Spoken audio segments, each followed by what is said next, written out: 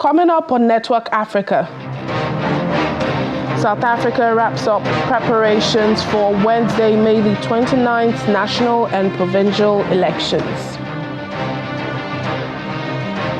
Hundreds of Senegalese hold a peaceful march in Senegal's capital, Dakar, for Gaza loss.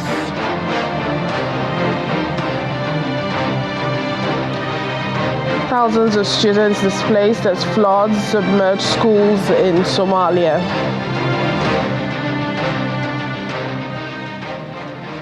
Hello and welcome to the program today. I'm Layo Olarinde. Thank you so much for joining us. It's less than 24 hours to the national and provincial elections in South Africa. This will be the country's 7th democratic general election since apartheid ended in 1994, when Nelson Mandela was elected president with the African National Congress, ANC, winning 62.5% of the 400 seats in the National Assembly.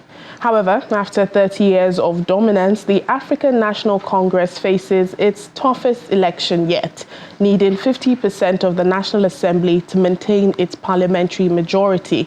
The country's 3 main opposition parties concluded their campaigns ahead of what could be a pivotal election, marking a potential turning point for the country 3 decades later.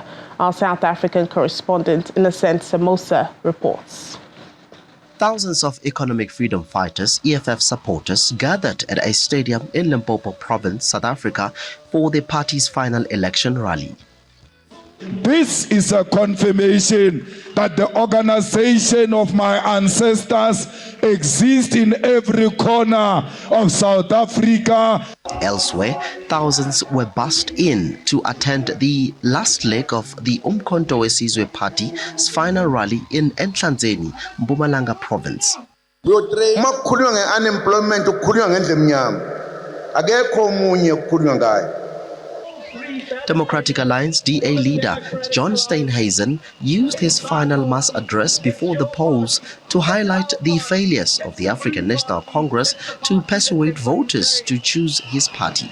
For the first time ever, the DA has a clear path to getting into national government. By uniting with our partners inside the multi-party charter, we have pooled together the biggest bloc of opposition voters since 1994. Leaders and supporters who gathered at the Wilmore Stadium in Johannesburg affirmed their support for the Democratic Alliance. I'm very confident. I'm excited. I mean, you can see the numbers here today. This is not the only rally. We've had about 4 this week in different provinces, different places. Last week in KZN, 10,000 people coming out to Curry's Fountain. The polls are looking good. The feeling on the ground is amazing. There's hope in the air amongst South Africans, and that really excites me. I need change in my country, bro. I'm so tired with corruption. Everywhere you go, there is a corruption. So we must change our country. So we must make our country, we must be proud with our country. As for me, I will vote DA because that's the only party which seems to care about the youth, because all other parties like ANC, EFF and the new formed are just formations of ANC. So their agenda is not to improve the lives of South Africa, but their agenda is just to focus on their corrupt minds. Now you can see South Africa's main opposition party, the Democratic Alliance, says that it's confident that it can rescue South Africa from unemployment, poverty, and of course corruption.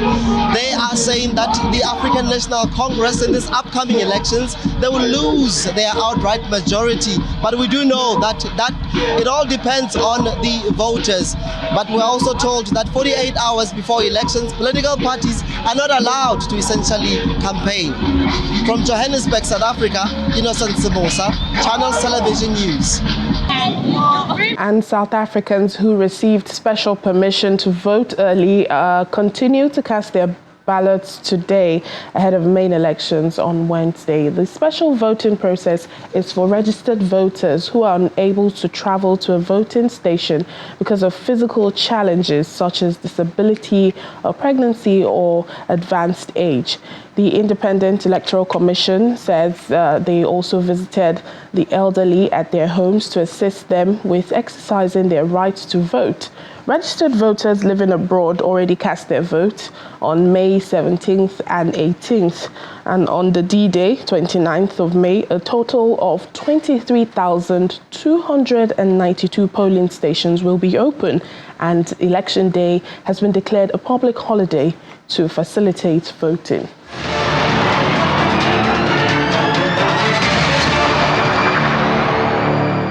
The war in Sudan continues. Medical charity Doctors Without Borders says over 130 people have died at a single hospital in the besieged city of El Fasher in Darfur region. Fighting between rival groups in Sudan's civil war in the battle for control of the city has recently intensified. Now, residents speak of a terrible situation with hospitals and markets experiencing violent artillery shelling.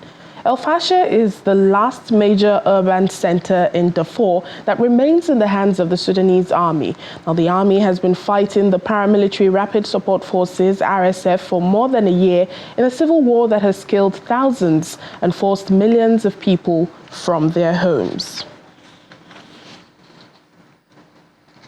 At the United Nations headquarters in New York City, the Sudanese ambassador Al-Harith Idris Mohammed is calling on the international community and members of the Security Council to recognize the importance of addressing specific complaints with the seriousness they deserve. The Security Council held a private meeting on the situation in Sudan, and according to the ambassador, this was after his government submitted a formal request to the Council to discuss the United Arab Emirates' aggression against his nation. However, Mr. Mohammed said that the topic and format decided by the Council's presidency are not in accordance with Sudan's specific request. So we have Sudan calls upon the international community and the members of the Security Council to recognize the importance of addressing specific complaints with the seriousness they deserve. We urge the Council to reconsider its approach and to convene a meeting that fully aligns with our request and the provisions of international law. As decided by the presidency, we're not in accordance with our specific request. Instead, the meeting has been structured as a generalized manner, which we believe dilutes the focus and urgency of our concerns. There are no constraints whatsoever or so-called bureaucratic impediments to the aid. This is a bogus narrative which has been perpetuated repeatedly by specific circles who wanted to frustrate the activities of the Sudan in this respect. UAE, as we have just discussed in the Security Council, must be censured and condemned and should willingly come to terms with the UN Charter and abstain forthwith from destabilizing peace and order. They are arming the militia of RSF, and they are also engaging mercenaries with sophisticated weapons to overthrow the government. In the meantime, UN Security Humanitarian Official Edem Wosonu says the people of Sudan are suffering with the risk of famine very clear in Darfur, in Kordofan and in Khartoum. The director of United Nations Office for the Coordination of Humanitarian Affairs Operations and Advocacy Division adds that more than anything, the war needs to stop in Sudan so people can go back to their lives. The people of Sudan are trapped. The people of Sudan are suffering. And I think it's worth reminding us of a few stark numbers. 18 million people face food insecurity, acute hunger, IPC phase 3 and 4. 5 million of them are...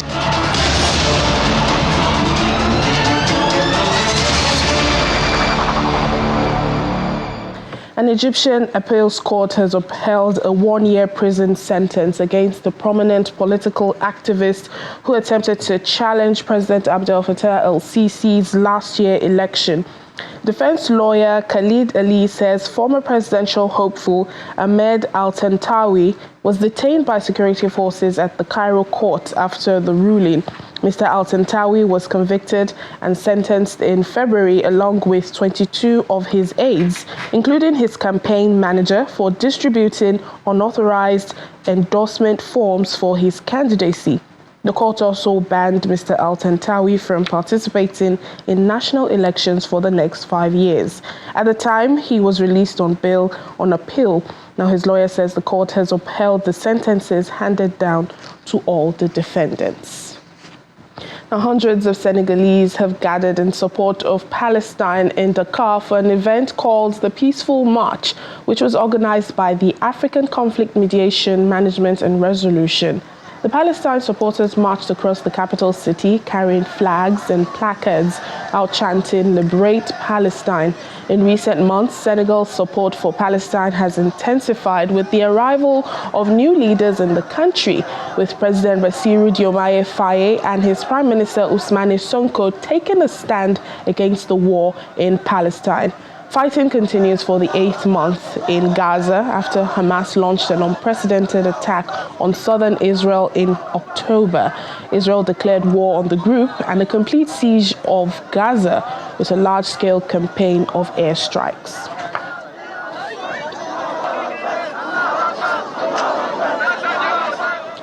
Back here in Nigeria, the Vice President Kashim Shettima has called for a global partnership to tackle the problem of internal displacement in the country. He made the call during the launch of the State Action Plans on Durable Solution to Internal Displacement to be implemented in 4 northern states of Adamawa, Benue, Borno and Yobe. Our State House correspondent, Emperor Simon, reports. Finding solutions to internal displacement in Nigeria is what this meeting is about. Reports by the International Organization for Migration indicates that over 2.8 million people are internally displaced in Borno, Adamawa, Yobe and Benue states in northern Nigeria. It's a timely call to live to Vice President Kashim Shettima calls for a collaborative cross-border approach to tackling the challenge of internal displacement as he reaffirms the commitment of President Bola Tinubu's administration to the welfare of the citizens. His Excellency President Bola Ahmed Tinubu has set in place proactive measures to forestall both man-made and natural disasters that could further complicate or stretch the displacement map we inherited. From the terrains of terrorists being neutralized in the northeast to the bandits retreating in the northwest, we remain vigilant to ensure the safety of every citizen in every part of this country. The state governors are pleased with the intervention by the federal government, pledging their commitment to the action plans. We are confident that this additional support will go much further to help the people affected by the insurgency to pick up the pieces of their lives and help build a successful, prosperous and inclusive future for Borno where no one is left behind.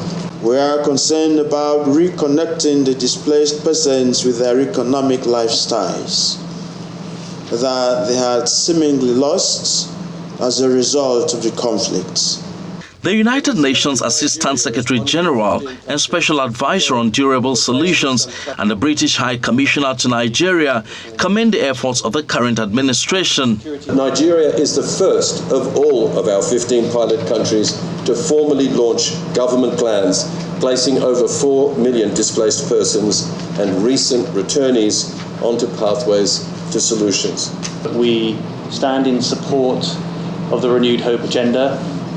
And I, for one, wanted to repeat the support of my government for the big economic reforms that have been undertaken and for the security and development challenges that are being addressed. Highlight of the meeting is the unveiling of the state action plans expected to prevent new displacement crises from emerging and ensure that those facing displacement receive effective protection and assistance. From the Presidential Villa, Emperor Simon, Channels Television News. Still ahead on the program. Celebrating the continent in Soweto, South Africa to commemorate Africa Day. Please stay with us.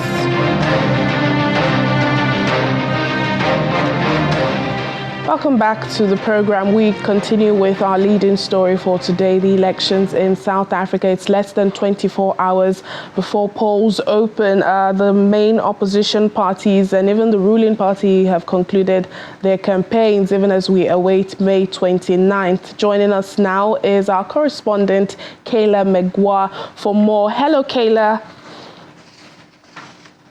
Hello, Laya. It's good to see you. Good to see you as well. It's 24 hours to the most important elections in South Africa.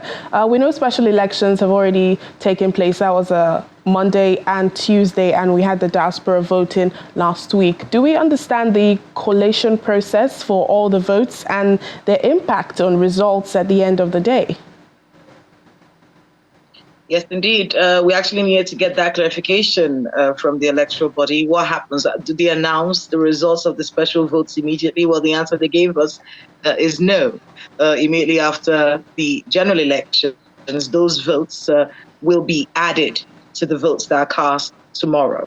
So we will be knowing what the total is. So basically, we're going to be having a very long day tomorrow. So the moment we're done, because, voting starts pretty early and ends pretty late here. So those votes, the special votes from people incarcerated, people confined, people in hospital, from those who voted from their homes, diaspora votes, all of that will come together and they will add that to the results of the general elections. And we're hoping that happens tomorrow. And how are the polling stations situated in South Africa? Like here in Nigeria, the polling units are just a stone throw within communities. Is that the situation in South Africa as well? Yes, it is. We went to observe the special elections yesterday in Tembisa. And one thing I did notice was we went to about 2 or 3 polling units, and they weren't far from each other. You could walk from one to the other. So basically, it's very similar in the way that they're situated across this country. And, they're trying to see, they have bigger issues, really. They're trying to see if they can get their young population to get interested in the electoral process, because talking to a lot of young people here in South Africa, one of the things that you hear them say is, I don't think my vote is going to count. So many of them do not even engage in the process. So everything to make it easier. So yes, the polling stations scattered across the country, much like it is done in Nigeria as well, just so more people can engage in the process and not have any excuses of distance and things like that, stopping them from voting. So yes, pretty similar to what we have in the country. Yeah, and Kayla, lots of issues on the minds of South African people, even as they vote tomorrow. The high rate of crime, high rate of unemployment. But talk to us about what the security will be like. Will it entail the restriction of movement for voters? We know it's also a public holiday. Yes, indeed. The president had announced that, President Cyril Ramaphosa had announced that voting day will be a public holiday. So yes, we are looking at a public holiday tomorrow. But of course, the police are going to be around. That's something that we've heard. The SA police will be monitoring everything going on, making sure that there's no violence and, we don't have, situations that are pretty disappointing. So they're hoping that wouldn't happen with the presence of the police. That's going to be deployed tomorrow. So we're looking to see how that works out. But pertinent to note that there is no restriction of movement. The fact that it's a public holiday doesn't mean that people would be restricted to their houses or not be allowed to move around freely. You will be allowed to move around freely. In fact, I went to a few malls yesterday to ask them if they're going to be open on election day, and it's like, yeah, we're going to go out, vote, and come back to work, So that's for some people, some businesses who feel that way. But officially, it is a public holiday. There is no restriction of movement, and the SA police, of course, will be patrolling all across the country to make sure that no one is fomenting trouble and we don't have any disappointing situations during the election. And finally, how long will voting last tomorrow? So polls are supposed to open at 7 a.m. and we're hearing that they should close at 9. There was a conversation that went on today. Remember, we are on observer mission, so to speak here. And many people were talking about, what happens if at 9 o'clock you still have people on the line? What we're hearing, at least the feelers we're getting, is that no one is going to be left behind. So even if the time for voting closes and people are still on the line, they will probably have to, accommodate all the people who are left behind, so to speak, but they will not be left behind. They will be part of the voting process. So yes, officially 7 to 9, but everyone, they hope, will be a part of the process. Remember, this is a very important election, one that sees the ruling party that has been in power for 30 years, seeing their popularity wane in many ways. So, watching to see how they fare in the elections is something that we'll be looking out for, and how these many political parties will be faring. So yes, everyone will be accommodated in tomorrow's elections, Lyle. Indeed, Kayla, and you were there to keep us updated, and Innocent Samosa, our other correspondent in Johannesburg. So we'll wait and see how it all pans out. Thank you so much, Kayla Megwa, our correspondent in South Africa, for us there. Moving away from South Africa to Somalia, tens of thousands of students in the central Hiran region have been forced to stay out of schools after heavy rains flooded the institutions. According to the Somali education officials, more than 37,000 students in this region are no longer in school. Now, parents are worried about how the disruption of education will affect their children's performance in the upcoming national examinations, while teachers are concerned about the long-term effects on the standard of education. Last year, the Somali government organized special exams after similar incidents. The flooding disrupted the exam timetable, but parents are appealing to the government to establish schools on higher grounds to avoid a yearly occurrence. The International Festival of Drums and Traditional Arts, spearheaded by artist Intisa Abdel Fattah, is underway at Cairo's Northern Wall Archaeological Theatre in Egypt. Under the theme Drums Dialogue for Peace, the festival serves as a platform to promote cultural interaction, celebrate diversity, and also underscore the importance of preserving Egyptian heritage as a vital aspect of society. Well, attendees gather at the festival hall to witness performances featuring dance and music and from various cultures worldwide.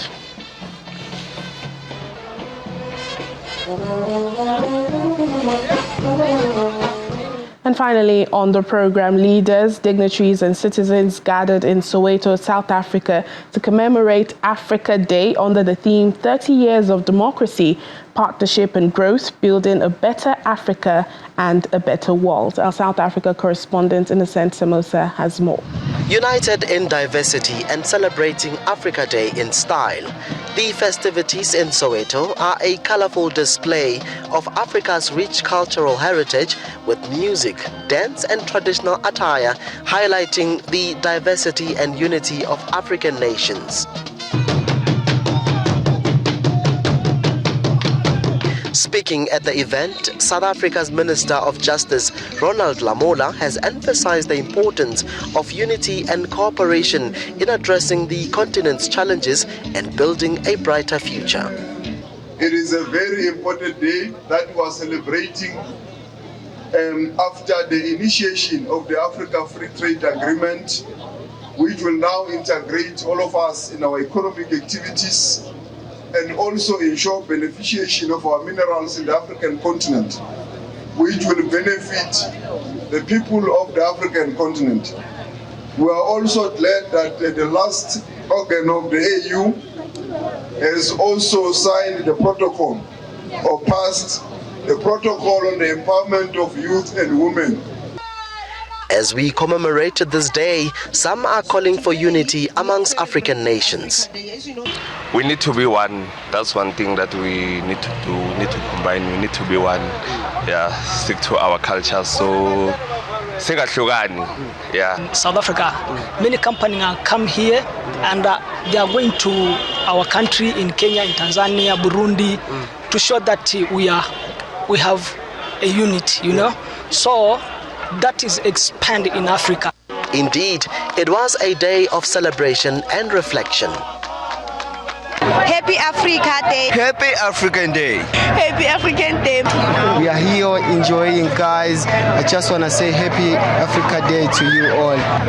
Many here believe that the celebration is not only a reflection of the past, but also a call to action for all Africans to contribute to a better, more prosperous world. From Soweto, Johannesburg, Innocent Samosa, Channels Television News. And that's it on the program today. Thank you so much for watching. I'm Layo Olarinde.